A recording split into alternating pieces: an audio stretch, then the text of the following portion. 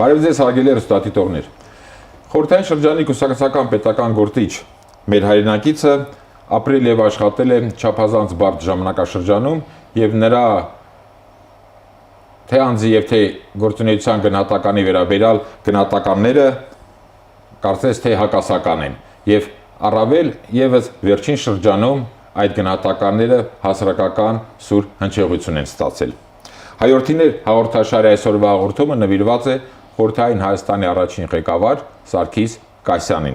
Մեր հաղորդման հյուրերն են Հայաստանի ազգային արխիվի տնօրեն պատմագիտության դոկտոր Ամատունի Վիրաբյանը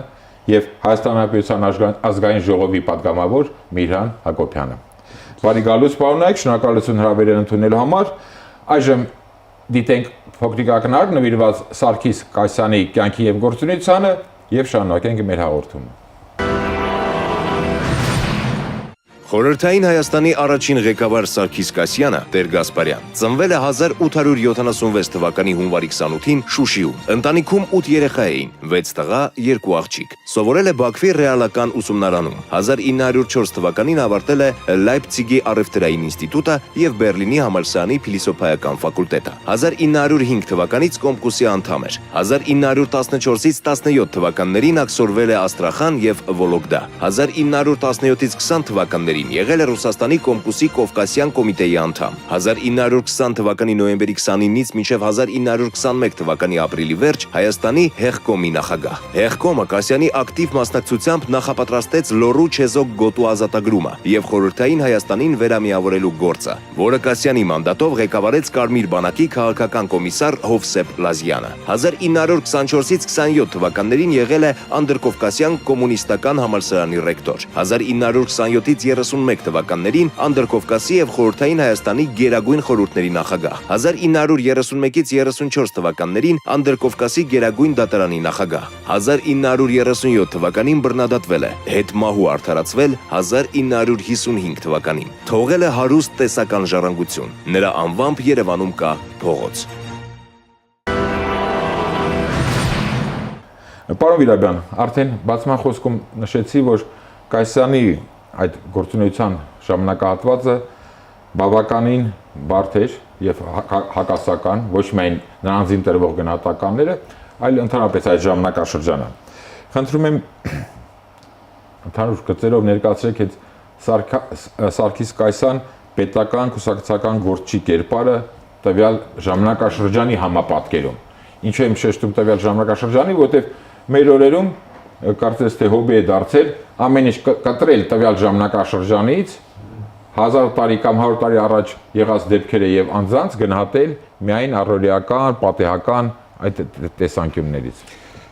Շատ բարի ավակ։ Կայսյանը 2 անգամ է Հայաստանի ղեկավար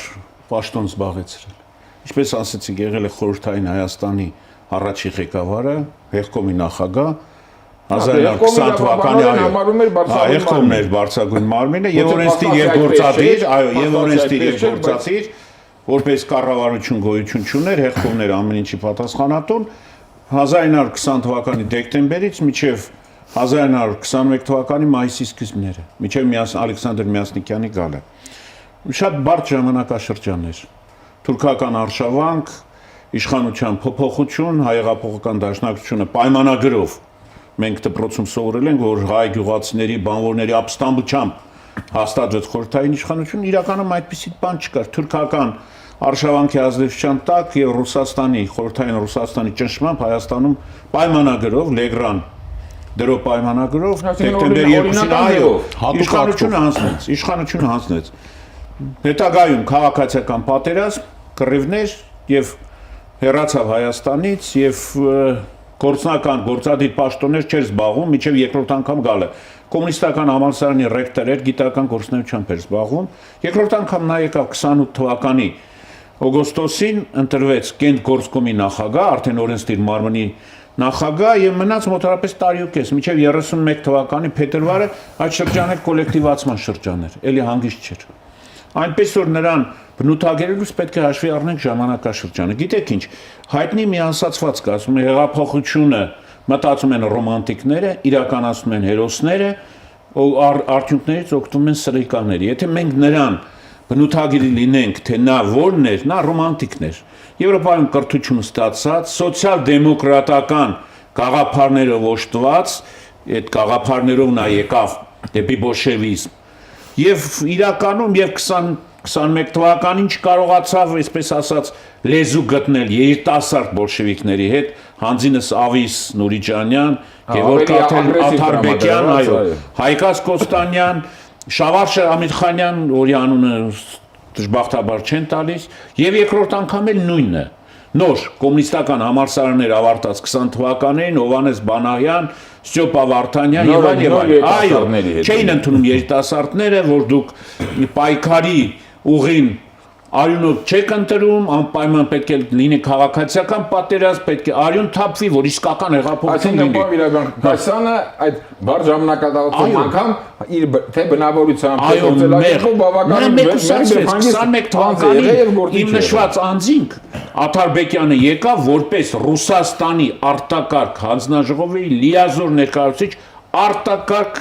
իրավունքներով եւ հեղկոմի ասածը նրա համար ոչինչ է, նա ամեն ինչ կարող է անել եւ գնդակարման որոշում կայացնել եւ ձերբակալման որոշում կայացնել եւ Հայաստանից արտաքսել բոլոր այդ մեղադրանքները իրականության մեջ լրիվ անիմն։ Ես վերջերս հայտնի բոլոր հուշեր հայեղափոխական դաշնակցության գործիչների Վրացյանի, Խատիսյանի, նա մամուլը կարդաց եւ ոչ միտեղ Կասյանը չի մեղադրվել 21 թվականի կաթնահարման ճնշումների եւ այլի համար։ Հիմնական անունը Ավիս Նուրիջանյան, Գևորգ Աթարբեկյան, Աթարբեկյան Նուրիջանյան զույգներ, ես նրանց էլ ավելացրի, ինչպես ասեցի, Գևորգ Ալիխանյան, Շավարշ Ամիրխանյան, ՉԿ-ի պետը, որը հունվարի վերջին դարձավ ՉԿ-ի պետ, որոնց համար այդ հեղափոխությունը անպայման արյուն պետք է լիներ։ Նա այլ իր բանը ուներ։ Հեղափոխության մեջ թեպետ ռևոլյուցիա բառը էվոլյուցիա չի, բայց ամենայն դեպս կար մի խումբ գործիչներ, որոնք կրկնում էին, կրթություն էին ստացել եվրոպական քաղաքներում, դա Բեգզադյանն էր, Ալեքսանդր Բեգզադյանը, ասենք Մռավյանը, մյուսները, որոնք մեր քաղաքականության կողմնակցել։ Չեմ ասում, ճակատագիրը շատ չեմ նշում, որ նրանք բաներ լիբերալներ էին, նրանք բռնությանը դեմ էին, ՉԿ-ին դեմ էին, չէ, բայց մի փոքր հասկանում էին, որ պատերազմ է եղել, ժողովուրդը կործանում է եղել, ցեղասպանություն է եղել եւ այլն, պետք է Գյուղացուն իսկ Հայաստան գյուղացիական երկիրը մեկ բառով ավարտեն, գյուղացուն պետք է հանգիստ թողնել, որ նա առանց բանի իր հարցերը լուծի ինքը։ Պարոն Հակոբյան, գուցե առաջին հասկից եւ աբսուրդ թվա, սակայն իմ կարծիքով իրականում հերոն գնացող նպատակների հետապնդում վերջին շրջանում Սարգիս Կայսանի անվան փողոցի այս անվանափոխության առաջադրումը հաշվի առնելով թեկուզ այն փաստը, որ նախ 30-ական թվականից այս կողմ նույն խորհրդային տարիներին Սարգիս Կայսյանին ոչ այնպես գիտեն ինչպես մյուս, այսպես ասած խորհրդային կոմունիստական գործիչներին, դրանի գումարած մեր արդեն անկախ պետականության պայմաններում երևի այս բաց այս փողոցի բնակիչներից ոչ մեկը չեն շփվել, պարզվեց, որ մեր հասարակության մեջ կա մի որոշակի խավ, որը Սարգիս Կայսյանի նկատմամբ առանձնահատուկ ճակերտավոր ջերմ վերաբերմունք ունի։ Այս գործընթացը ինչպես է գնահատում։ Խնդիրը այստեղ Կասյանի անձը չէ եւ ընդհանրապես հասարակական տրամադրությունները չեն, ժողովրդական տրամադրությունները չեն։ Եթե մենք այսպես ժողովրդական լայն զանգվածների մոտ մի հարցախույզ անենք, կպարզվի, որ ես համոզված եմ, որ մեծամասնությունը շատ դրական այսպես մոտեցում ունի այս գործիչների մասով։ Սարգիս Կասյանի, եթե այստեղ խնդիրը միայն Կասյանը չէ, խնդիրը նաև խորհրդային շրջանի, խորհրդային շրջանն է, խորհրդային ժառանգությունն է։ Մենք Հայաստանի խորհրդային սոցիալիստական հանրապետության իրավահաջորդն ենք եւ երևի թե կան այսպես շրջանակներ կամ խմբեր, որոնք ցանկանում են մեր ժողովրդի, մեր հասարակական ընկալումներում մտցնել այնպիսի մոտեցումներ, որ մենք ամաչենք մեր պատմության համար։ Իսկ խորհրդային շրջանի համար եւ խորհրդային գործիչների համար ամաչել կարծում եմ չարժե, որովհետեւ չի կարելի պատմական այսօրվա իրողություններով, հա, դատողություններ անել անցյալի մասով։ ձևով։ Չի կարելի այսպես կտրված ժամանակաշրջանի վերաբերյալ որոշակի գնահատականներ տալ այսօրվա մտածողությամբ, այսօրվա մարտահրավերներով եւ այսօրվա իրողություններով պայմանավորված։ Մենք օրինակ եթե մենք խոսեցինք լայն զանգվածների հասարակական խոսեցնենք, մարդիկ առաջինը, որ ասում են 37 թվականի այդ չարագործությունները, որ եղել են, բայց 37-38 թվականի տերորը, որ կար խորհրդային պետությունում, ինչու դա միայն խորհրդային միությունում էր այդպես։ Այսօր կան պետություններ, որ մեր համար էտալոններ են։ Մի հատ նայենք այդ պետություններում կոնկրետ այդ թվականներին ինչ էր կատարվում։ Նայենք Իտալիայում ինչ էր կատարվում, Իսպանիայում ինչ էր կատարվում, Գերմանիայում ինչ էր կատարվում, Ճապոնիայում ինչ էր կատարվում։ Այսինքն չի կարելի ասել, որ միայն խորհրդային պետությունում էր դա։ Դա համաշխարհային այսպես մոտեցումներ էր, կոնկրետ պարոն Վիրաբյանը նշեց, հա, որ եվրոպական քաղաքներում կրթություն ստացած մարդ էր, նույն, հա, եթե մենք կոնկրետացնենք Կասյանը, որի գործողություններում կար այդ հստակությունը կամ բռնության նկատմամբ այսպես հանդուրժողական վերաբերմունքը։ Իսկ շատ կներեք այդ նույն բռնության մեթոդները, իսկ որտեղից էր այդ արժեհամակարգը ձևավորվել։ Դա եվրոպական ժամանակի արժեհամակարգն էր։ Կամ նույն հակասությունները, որ կար այդ բոլշևիկների մեջ, հեղափոխականների մեջ, Աթարբեկյանի մոտ, Նուրիջանյանի մոտ, նրանք այսպես, եթե մենք մոտենանք ֆրանսիական հեղափոխության իրենց հետևորդներն էին համարում այս մարդիկ եւ նրանց արուն էր պետք։ Իրոք նրանք այսպես այս մոտեցումները ունեին եւ ի տարբերություն կոմունիստ թերթում այդ տարիներին լույս տեսող Ավիշ Նուրիջանյանը հարցազրույց է տվել եւ զինվորական ռազմական ժողովներ ասել է սա ինչ բան է առանց արյան հեղափոխություն դա միայն հայկական է պետք քաղաքացիական, որը մի շաբաթ հետո ստացավ։ Այո, հայ բոլշևիկների ու հայ կոմունիստների մեջ չէր, ամբողջ հա բոլշևիկյան շարժման մեջ կար։ Բոլշևիկների մի զգալի մասը իրեն համարում էր Յակոբինյանների այսպես իրավահաջորդը, նրանց գործողություններով էր հրապուրված եւ գտնում էր, որ այն գործողությունները, որ Ֆրանսիայում արել են Յակոբինյանները, նույն ձևով իրենք պետք է անեն։ Սա հստակ երևում է, իհարկե,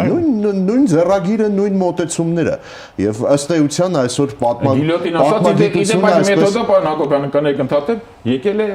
Եվրոպայից։ Այո, Ֆրանսիայից։ Ներկայումս շատ գովերքվող դեմոկրատական ժողովրդական Եվրոպայից։ Այդ ավանդույթը Եթե մենք այսօրվա պատմագրությունը օրինակ հստակ դա ցույց է տալիս, որ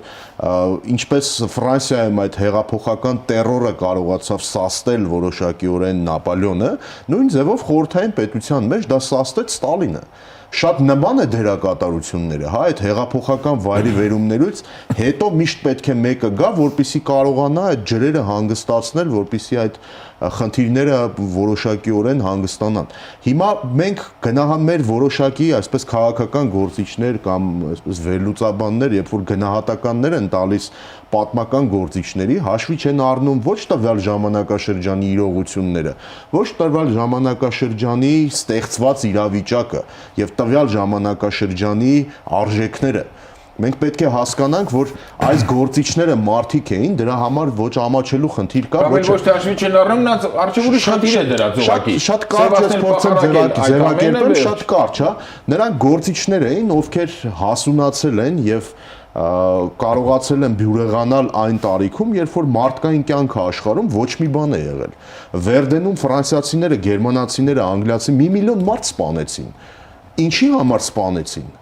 Վերդենում, Սոմում, չէ, 1 միլիոն մարդ զոհվեց։ Մարդկային կյանքը ոչ մի բան էր ու դա միայն խորհրդային Հայաստանում չէր հետո որ այդպես էր։ Սակայն այդ Վերդենի մասին ոչ մեկը չի խոսում, ոչ մեկը չի ասում, բայց ասենք Հայաստանում 11-ի մարդ է սպավել, դա դարձնում է համաշխարհային։ Այսօր եթե մենք այդ նույն գործիչներին կամ վերլուծաբաններին կամ պատմաբանների մի խմբին խոսեցնենք, ասում են Մոլոտովն ու Ստալինը հանցագործ էին, որովհետև Լեհաստանի կեսը հանձնեցին նացիստներին, բայց Չեմբերլենին ու Դալադյեին, որ նույն նացիստներին, հա, հանձնեցին Չեխոսլովակիայի կեսը, նրանք հանցագործներ չեն։ Այդպես չի լինում։ Դե պարոն Հակոբյան, ի վերջո չեն ցանկանում կողմնորոշվել, հա, նույն մարդիկ։ Հիմա Նապոլեոնը,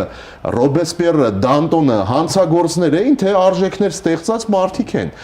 Դա հա այս շրջանակն է, ով որ օրինակ առաջ է քաշում Կասյանի եւ մյուսների անուններով փողոցների անվանակոչման, այսինքն անվանումները փոխելու խնդիրը։ Այս մարդկանց ունետ մարդիկ կողմնորոշվեն, հիմա գնահատական տան։ Ինչ էին այս մարդիկ։ Հանցագործներ են պատմական, թե կողմնորոշվել են այն առումով, որ ասացիք այդ Դալադյեի եւ Ստալինի այդ համեմատությունը, նույն այս Կասյանի փողոցի անվանափոխում պահանջողները նրանք ասենք օրինակի համար չեն պահանջում Երևանում կա Լվովյան եւ Վիլնյուսյան փողոց։ Նրանք կարելի է այդ ինչու չեն ասենք պահանջում Լվովյան եւ Վիլնյուսյան փողոցները բանափոխով, որտեղ պարզ է Լվովը եւ Վիլնյուսը ՆԱՏՕ-ն է, իսկ Սարգիս-Կայսյանը, այսպես ասած, ԵԱՏՄ-ն եւ ՀԱՊԿ-ն դրամայել այդ Լվովյանը, ասենք մեր ժողովուրդը, ոչ Լվովում, ոչ առավելևս Վիլնյուսում զոհեր չեն տվել։ Բայց Կայսյանը կամ Լենինգրադում, Լենինգրադյանում, հայ ժողովուրդը Լենինգրադի պաշտպանության ժամանակ տասնյակ հազարավոր զոհեր է տվել եւ իր մեծ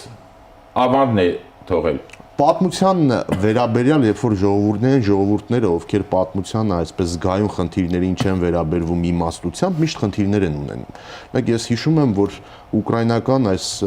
վերջին իրադարձություններից, այս եղբայրասպան պատերազմից դեռևս շատ տարիներ առաջ, Լվովում, երբ որ Պուշկինի անվան փողոցը անվանակոչվեց Դուդաևի անվամբ, արդեն իսկ պարզ էր, որ այս պետության մեջ մի բան կատարվելու է։ Մի խնդիր լինելու է։ Այն ժողովուրդները, ովքեր իրենց պատմության հետ կատակ են անում, խաղեր են խաղում, լավ տեղ չեն հասնում վերջում։ Սրանք պետք է այս մոտեցումներում լինել շատ զսպած, շատ պատասխանատու եւ մասնագիտական գրագիտությամբ մոտենալ։ Ինչու՞ չէ նաեւ քաղաքական իմաստությամբ։ Պետական հեռատեսություն ցուցաբերել, իհարկե։ Պարոն Վիրաբյան, ծանոթանալով թե Կայսյանի եւ թե նաեւ Խորհրդային Հայաստանի այդ սկզբնական տարիների պատմությանը մի ուշագրավ հանգամանք ինձ մեծ տպավորություն թողեց ին վրա, որը կարծես թե մեր օրերում անուշադրության է մատնված կամ մոռացության է մատնված, նկատի ունեմ Հեղկոմը Սարգիս-Կայսյանի ակտիվ մասնակցությամբ նախապատրաստեց այսպես կոչված լոռու չեզոք գոտու միավորումը Խորհրդային Հայաստանի եւ Կարմիր բանակի քաղաքական աշխատող Հովսեփ Բլազյան նրան ուղարկեց եւ Հովսեփ Բլազյանը կազմակերպեց անմիջապես ղեկավարեց լոռու չեզոք գոտու այդ ապստամբությունը եւ միավորումը Խորհրդային Հայաստանին։ Այսինքն լոռու պահպանումը Խորհրդային Հայաստանի եւ բնականաբար մեր ներկայիս հանրապետության տարածքում։ Բայց այս կարևոր հանգամանքը մեր ներկա այսպես պայքարող այն շրջանակները խավերը ամենևին էլ ոչ միայն չեն նշում, այլև նա ձեռնտու չի։ Փաստել որ լոռին մնացել է երկու քայլ պետք է հետ գնանք, ասենք ինչ է լոռու չեզոք գոտին։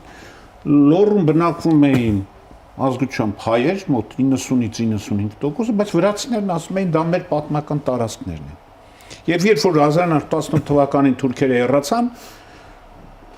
երկու երկրների, երկու հանրապետությունների նորաստեղծ Հայաստան եւ Վրաստանի միջեւ մոտ 1 ամիս տեղով պատերազմ եղավ։ Հայկական զորքերը ղեկավարում էր Տրոն, վրացական զորքերը բնականաբար վրաց գեներալներ եւ հայերը կարծես թե հաջողության հասան մինչեւ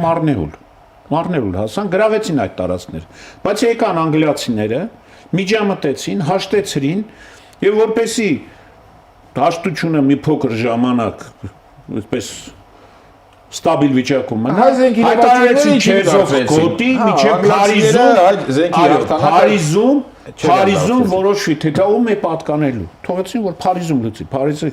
բնականաբար 2 տարի մնաց չեզոք եւ երբ թուրքերը երկրորդ անգամ 20 թվականին հարձակվեցին Հայաստանի վրա, վրացիները օգտվելով այդ հանգամանքից իրենց զորքերը մցրեցին եւ հայտարարեցին Վրաստանի տարածք։ Եվ բնականաբար եթե այդպես լոռին մնար Վրաստանին,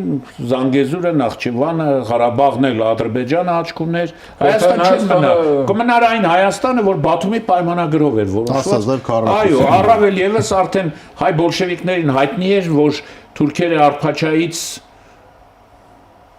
Արմիջև Արփաչայի մնալու է Թուրքիային, արդեն օգոստոսին որոշված էր դա, եւ ահա որոշեցին ապստամբություն իրականացնել